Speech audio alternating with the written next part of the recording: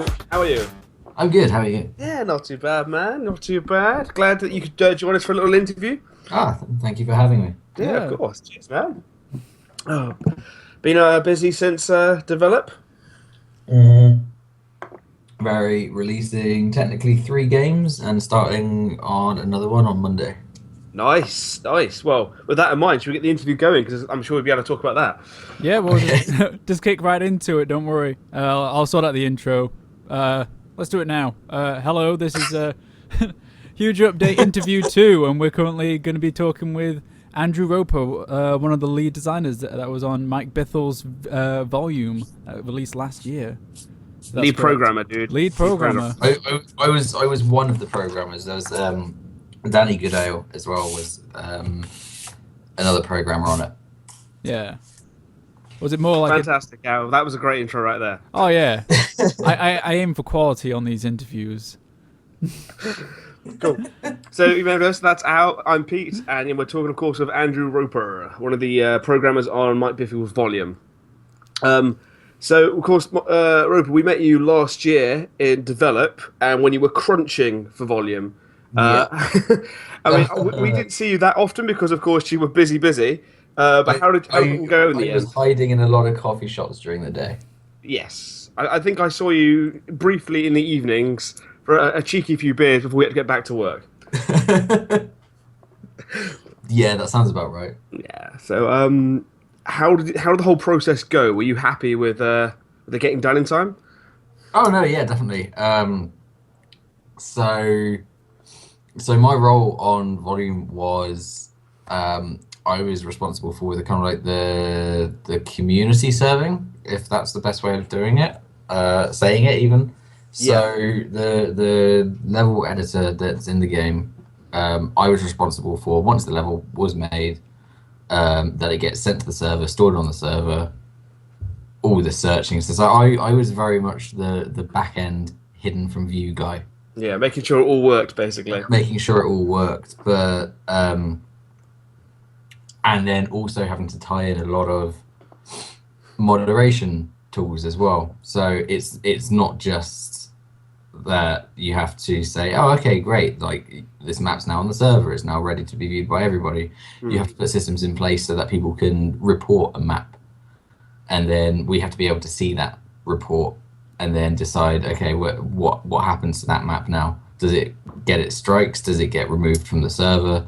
Does it stay on the server, or does it just get hidden by everybody? So there's a lot of different things, especially because of the PlayStation side of things. We had to be really robust with that. So that's what a lot of the crunching was during develop. Fantastic. And so, have you noticed, was there much support needed after release, sort of thing, with these reports, or? Well, there were like reports did come in, but a lot of the time it's I don't know, like people would submit reports without saying anything, so like looking at it going, what's going on? Making your job easier. Yeah, but at the same time as well, there's profanity filters in the game as well. So a lot of the time there's auto reports, which just flags up to what I was saying. Like, oh, someone's used like a blacklisted word. I see.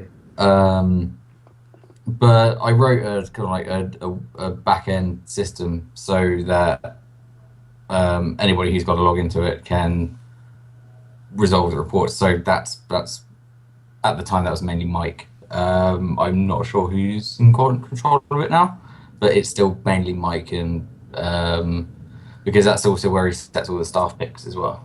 I see. Nice. And so, how long were you kind of working for Mike, sort of thing, in this sort of situation? Was it a contract, or was it for like are you employed by Mike at this point in time officially? No, I was. This is back during my freelance days. So by then, I'd probably been doing work on volume for about 9 months now. Yeah. Because I was involved with other kind of behind the scenes things as well. So making sure the VO plays at the right time, making sure the subtitles appear with the right text, making sure the correct languages appear and things like that. So I had a lot of behind the scenes stuff, which a lot of people don't realize exactly quite how much work goes into those systems. No, exactly. I guess they only see what's in front of them. They don't realise that. Yeah, how much and goes on. it's one of those plights that I found, and I know other programmers that agree with me as well, that say a programmer's work is noticed when it breaks. Yeah, that would make sense. Yeah. If a programmer does their job well, then the players don't notice what's going on and they just accept it. Mm. But it's like, oh hey, that's great art. It's by so and so. Oh hey, that's great design. It's by so and so. Oh hey, that code's broken. But no, but they don't know. No. It's like bad. Programming's really only noticed if it's if something goes either a horribly super wrong. impressive system. Yeah. So, like the Nemesis system, for example, in Shadow of Mordor was a great example of that. Mm. That was a great aspect of design and programming as well. But things like subtitles appearing or VO playing or things like that, people just expect it, and so they don't realize how much goes into that. No, I guess how complicated it must be as well. Mm. Yeah. Especially in so a prime example of that with how the subtitles work in volume. So like when story's playing, for example, so when you've got a story file playing, Yeah. if you're in the middle of a subtitle sentence and you get spotted by an enemy, it completely shuts off the story voice system. And then once you're free of enemies or you restarted the level or something like that, after a few seconds, it carries on, but it remembers exactly which subtitle you were on in which story file, and it carries on the story from that system. So kind of like the Grand Theft Auto, people are talking in the car and you hit another car and the person goes, "Whoa, what did you do that for?" And then goes Then back it to it. carries on Yeah. the story. That sounds ridiculously complicated to sort out. That was yes. There were a few instances where we'd be on the main menu that I think one of my favorite bugs with that was we'd get spotted by an enemy, finish the level, but then it would try and continue the story while you're in the main menu. Ah. That was one of the very early bugs that got ironed out very quickly. Yeah, I can see that'd be a bit of an issue if it was released with that particular bug in mind. You mentioned that this was back in your freelance days, so what does it mean you're doing now? I am currently technical director of Spilt Milk Studios. Fantastic. Tell us a bit about Spilt Milk Studios then. Okay, so Spilt Milk Studios is a small studio set up around 5 years ago by Andrew Smith. Cool. And previously it's released games such as Hardlines and a Crunch number game. We've also released Tango Fiesta last September. Cool. Tell us a bit about Tango Fiesta then. Is that like the kind of flagship game under the? That was kind of like our big first like team. I know it was the first one that I was heavily involved with. So Tango Fiesta is a up to 4-player online or offline co-op game set in the 80s, and it is the true origin story of like what happened to all the 80s action movies. So Nice. So the plot lines of these 80s movies actually happened to someone, and they came back from their adventures and saying like, "Oh, I've got all this happened to me. I've got these amazing stories," and nobody believed him except Hollywood. And then Hollywood spun all his stories.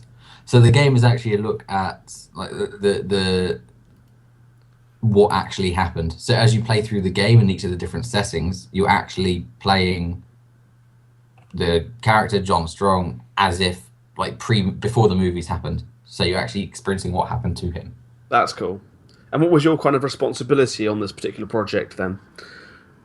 Whew. Well, I was basically the only programmer on it. So Oh wow! So yeah, quite a lot then. Well, we had a few people help out as well with code as well. Around halfway through the project, where we could use their expertise. So I think we had two other coders for like some short bursts. Yeah, I was responsible for UI, gameplay, network coding, server integration, modding, because we have a unreleased workshop mode as well where you can design your own character. Oh, nice. So that's something that's quite But difficult. that's still a bit rough around the edges, so we haven't gotten around to getting that out yet. I see. But yeah, it's like AI, weapons, config, economy, basically everything that you see in there. It was primarily me. Damn, that's quite impressive. So, just seeing the trailer of it. What advice would you give other programmers out there to get into the game industry? Oh, that's always such a grey area question because there's never always a cookie cutter answer. There's never always one definitive way to answer that. Well, what got you into programming then? What was like the my dad, direction? Actually, my dad. So when I was younger, so during school, I think it was during an IT lesson or something, and it was the whole like, create an HTML web page, blah, blah, blah. Started there. Then my dad is actually a web developer. Oh, nice. So he saw that I was getting a bit interested in it and started showing me PHP and MySQL. And before I knew it, actually during my GCSEs, I made a online browser game in PHP. Which was kind of crazy. Yeah, I don't even know what PHP stands for, so... Oh god, it's been so long since I've used it, I couldn't tell you it's like hyperlink, hypertext. I don't know. No. I can't remember what it actually means. And then, so that kind of went into a bit of a role. I was doing some work for my dad after GCSEs and during A-levels. And then I was kind of a bit of a loose end for a while, and my mum just sat me down and said, "Right, what is it that you actually want to do?" And it's like, I don't know. Okay, what do you enjoy? Games. What are you good at? Programming. Then my mum just said, "Well, why don't you get a uni course in games programming?" Like, okay, makes sense now, right? And here I am about 6-7 years later. And you've got like how many games now under your belt technically that you've been a part of? Oh gosh, released or unreleased? Well, I mean, we've all got prototypes, but like what? Released. So I worked on Tango Fiesta. I worked on Volume, and I also did a little bit of work on Dr. Langeskov as well. Oh, nice. Which was the title brought out by Crows, which is headed up by William Pugh and Dominic Johan and Jack DeHeat. Nice. And you mentioned before we start this interview that you're starting a new project soon. Could you tell us anything about that? Only that we start it on Monday. That's the most vague answer, but yeah. We basically can't really talk about it until someone else starts to announces it. So we're kind of like we could talk about it, and I know Andrew Smith has teased it a little bit as well. I can't really say anything until it's properly announced, and then we can go, hey, yes, this is what we're doing. I see. So hopefully this week, though, we'll hear some news from either you or Andrew Smith more about what's going on.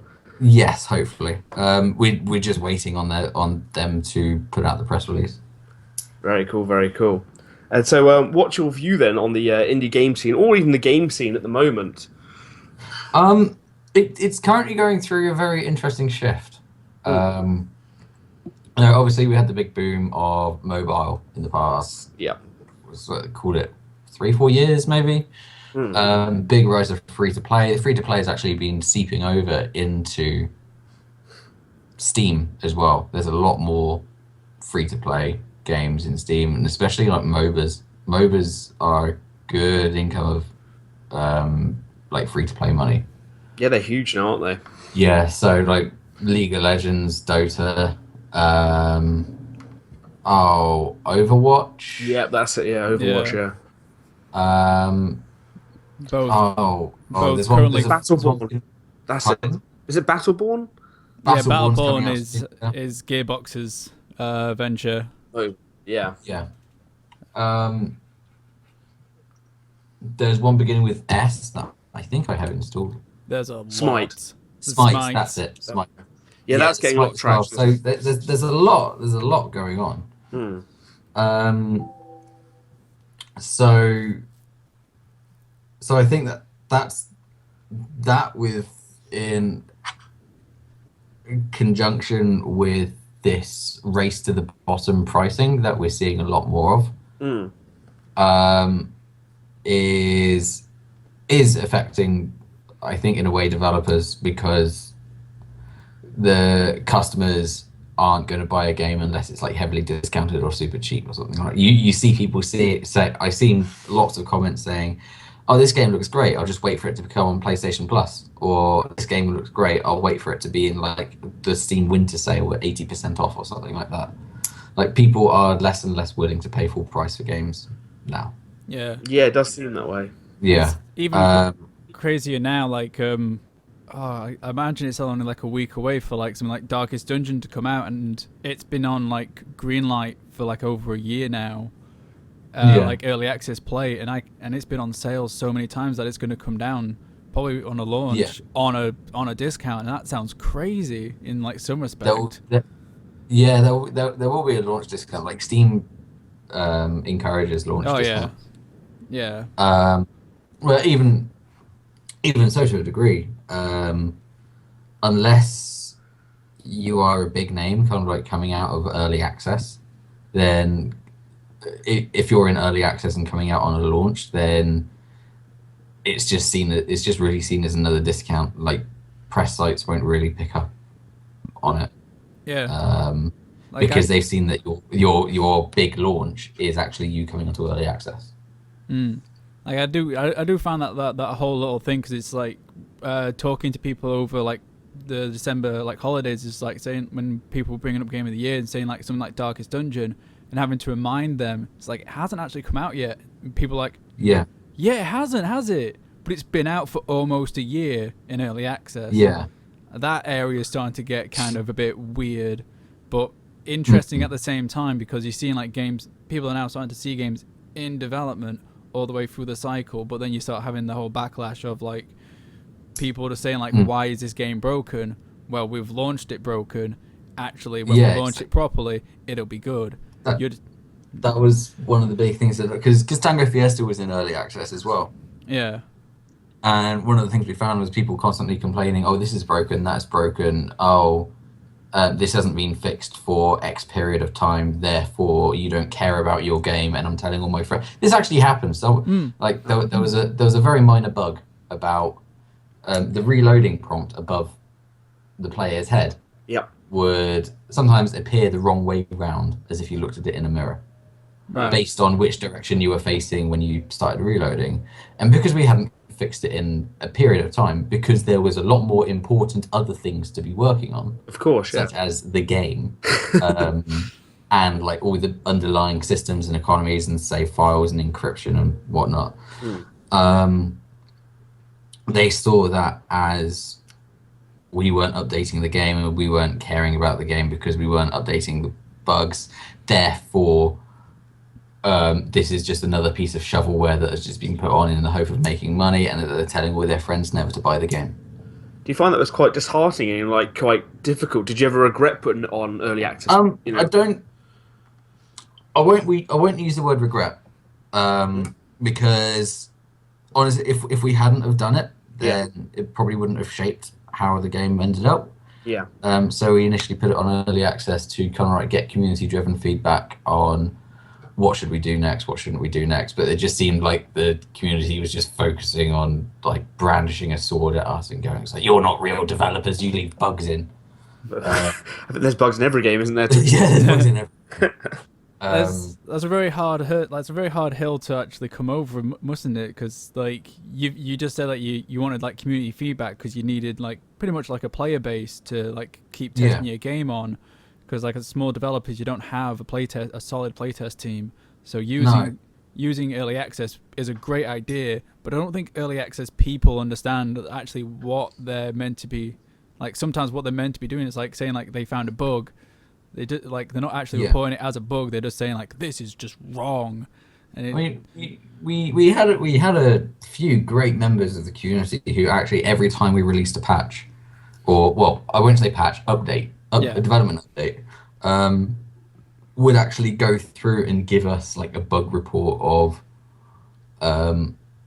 new bugs that have been introduced and any outstanding bugs and what bugs have been fixed and things like that. So they would actually go through and go like, here's all these bugs, these ones have been fixed, these ones are like better, whatnot. That stopped after a while, but bless him, he did it for like the majority of the time we were on early access. But it's just the overwhelming number of people who just see early access as, oh, I can get this game early. Like I think a lot of people think, because early access is kind of a weird way of saying buy the game while it's being developed. It's helped support the developer, isn't it, really? Yeah, because if you say, oh, I can buy this on early access, you think you're getting the full game at an earlier date just by paying a bit more or something. No, you're getting an in-development game. A lot of people don't realize that. They bash early access. They claim it's a load of they claim it's just so that developers can get money, which in a way, like they need that money to help development costs. Exactly. A lot of studios were big enough, would they, to because and also it's people giving feedback is great playtest QA.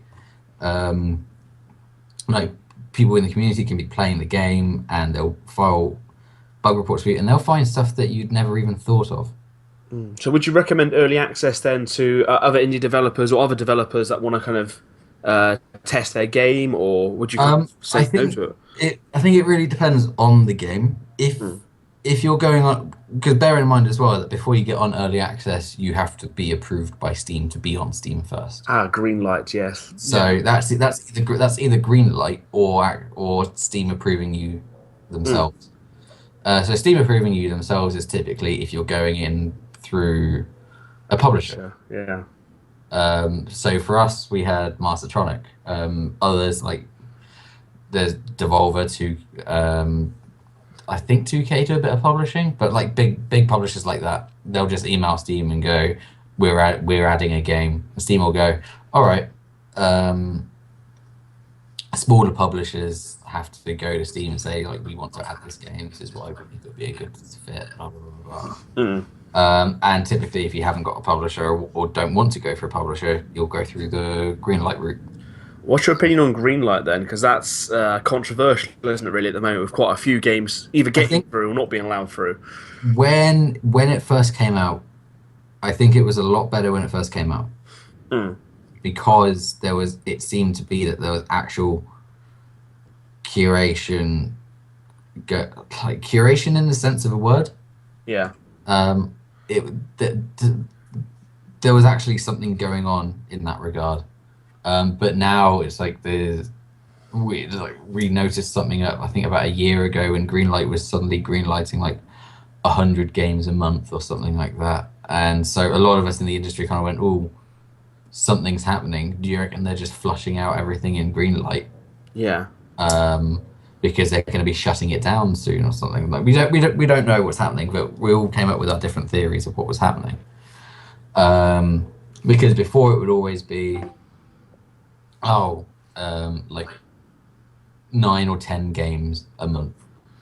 Yeah. Would get greenlit. So it seems there was more like what's the right word?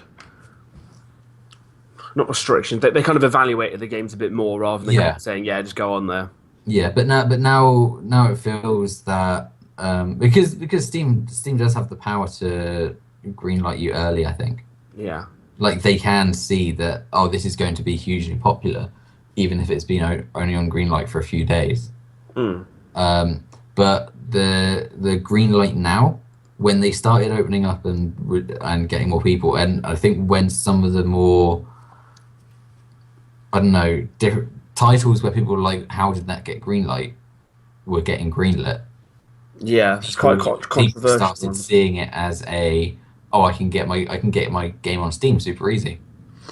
Yeah, I've noticed that on like Greenlight recently and watching like Jimquisition. Because of course he plays through really bizarre greenlit programs, or that are going to trying to be greenlit. And so, some of the games are almost more offensive than Hatred. I don't know if you saw that last year.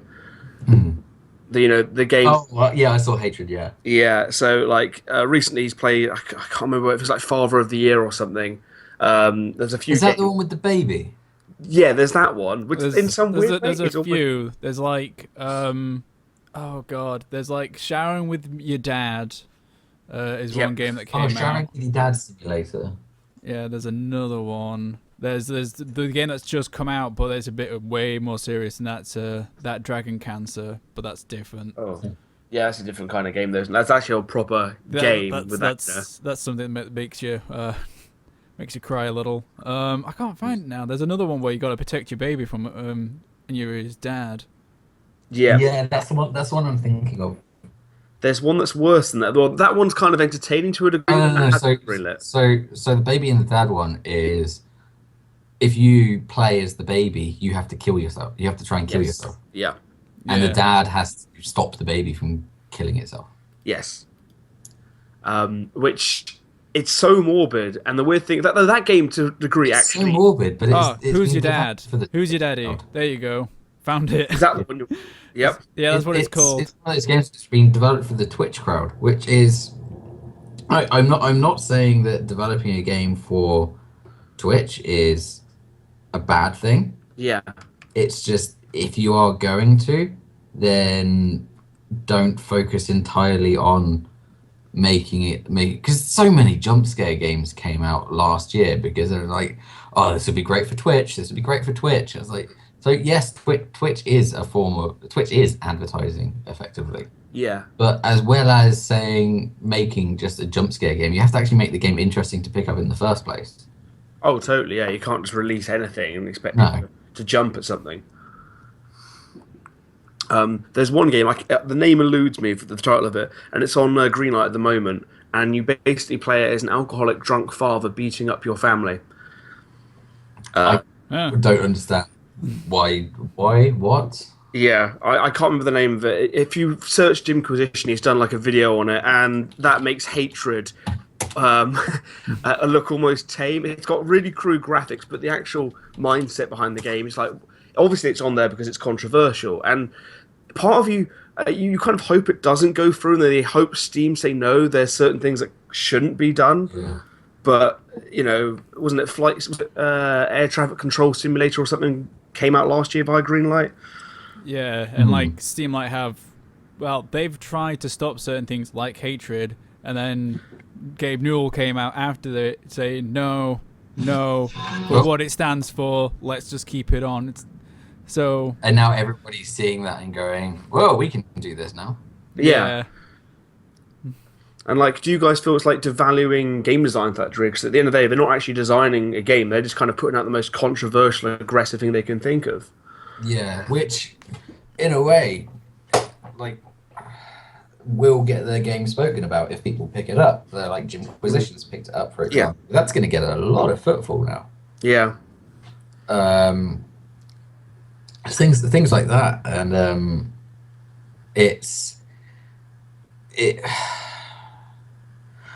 I don't know. It feels like a lot of the time when games are picked up for being controversial, that there's always a subset of players who think they're who think it's amazing and will pick it up and play it and evangelize it. And then like you've got developers who are genuinely making like great experiences, like looking at this going, it's like, what the fuck? Yeah. Yeah. Like it's their effect. It's almost in a way clickbait games.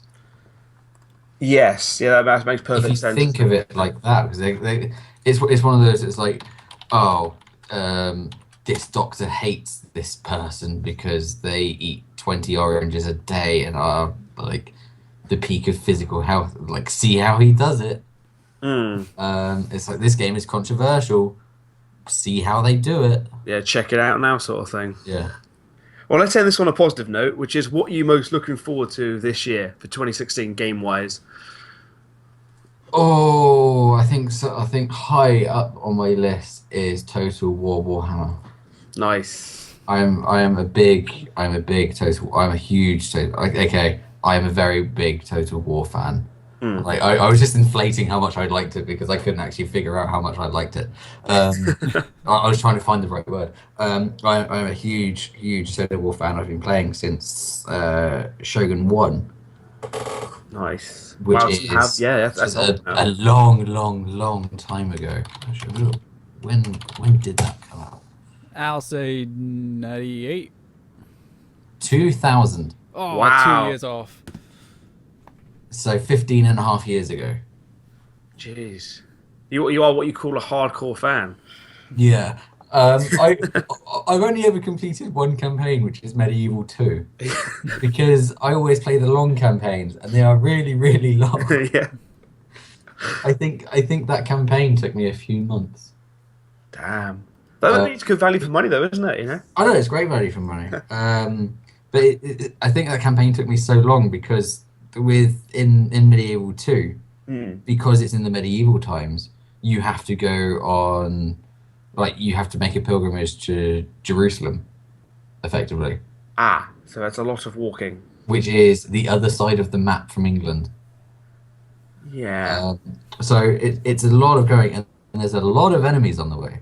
So there's a lot of wars that you have to fight, and then if you leave someone out, like leave one province of like France at home or something, then they'll gather strength and start taking your territory. So you've got to fight wars on multiple fronts. Do you ever like kind of wear a captain's hat or a general's hat, you know, and bomb? No, I haven't gone that far yet. That's what you should do for Warhammer. You know, get yourself a proper Space Marine.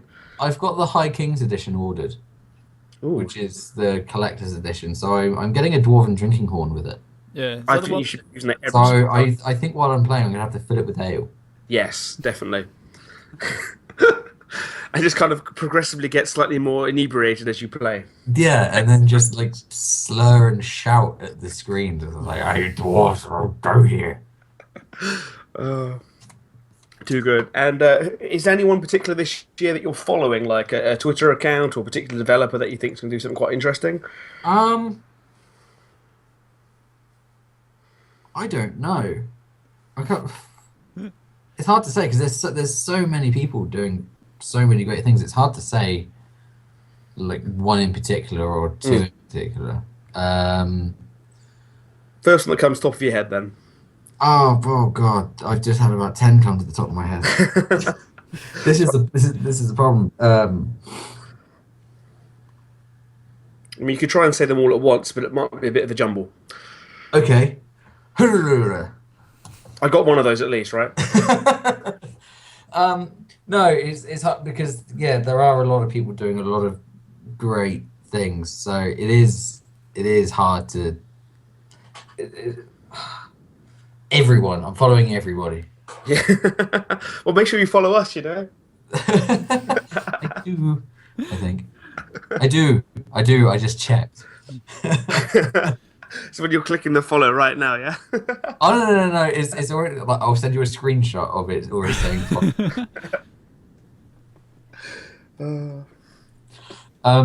No, there's so many good things. Like, problem is that because I've had my head down with a lot of development. Yeah. Because we're doing some, like, between Tango Fiesta and this new project, we've been doing we've been doing client work for a company who I shall not name, making prototypes for them. So I've had my head down with that so much that it's kind of hard for me to like look at Twitter a lot and just see what's coming up, what's not.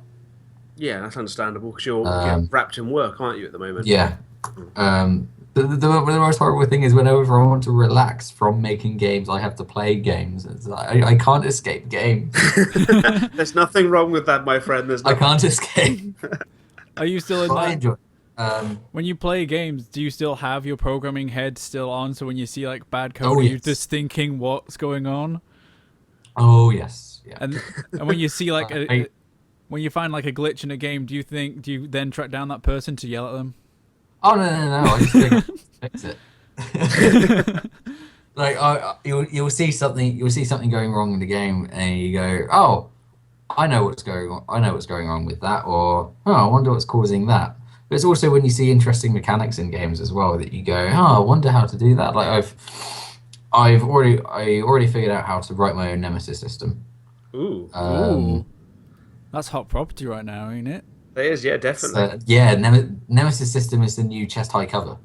Yeah. Yes. It's the new climbing of the tower for sure. Oh yeah, and it's the new third person over the shoulder camera. You should, sell that for make big bucks. Just like, put it on the Unity asset store. Here's a nemesis system. Yeah. That would actually probably. Oh, I'm gonna say, that would actually probably sell quite well. Yeah, think just it pack probably it in would, just pack it in with a zombie pack. Oh. Okay, so zombie nemesis system. So basically, Resident Evil, But better. the mechanic. Yeah. Yes. Yeah. There we go. We've made millions. Well, Yep. you have. Well, we're taking a split amount, yeah, for contributing to the idea. Yeah. I'll have my people talk to your people. Oh. Well, thanks very much, Rob, for coming to join us today. Thanks for having me. Yeah. It's been a really interesting insight into the kind of the programming world of video games. Anything you want to say, Alistair, in particular? Yeah. Ooh. Where can people find you, Andrew? Pardon? Where can they find you on like Twitter or like on the Oh, internet? okay. So on Twitter, I'm the ever so easy to spell Andwer, which is ARNDRETH. If you search for Spilt Milk Studio, I'm linked in the bio, which is probably the easier way to find me. That is honestly probably the best way to get in touch with me. Fantastic. And of course, look forward to an up-and-coming game that you can't mention anything about until Monday. I'm looking forward to starting work on said up-and-coming game that I can't talk about until when the other people release the press release, which we don't know if it is going to be Monday or not. Damn, we were so close to getting Monday. Oh. Um, Yes, this was a huge update games. Of course, I have no idea. We can skip that bit. How do you end it, Alistair? You can end it. You can always edit that bit out. This has been another great episode of huge update interviews. We've had a great guest of within Andrew talking about programming and all sorts. You can find us on Twitter at huge update, all one word. It hasn't got an underscore because I found out that is a separate account now. So that's fun. And obviously you can find us on our website that I'm currently building and sorting out, and we should soon be on iTunes within the next week or so. So thank you for listening. Did you say you do or don't have an underscore? I don't. I'm pretty Don't, sure okay. I don't. Because TweetDeck returned the one with an underscore. The buggers. Oh wait, found it. Yeah, I don't. It's the one with the orange little house. See, this is live following on a podcast. Yeah, it's just a huge update, capital U, capital H, a little orange house, no underscore. The underscore is a pretender. I had the account first, and I've been getting his follows by accident for maybe a little while longer than I should have. But anyway, that's been a great interview. So I'll say goodbye. Pete will say goodbye. Thanks a lot, guys, for listening in, and thanks very much, Andrew, for coming on the show. Yeah, thank you for having me. Bye. Bye. Bye.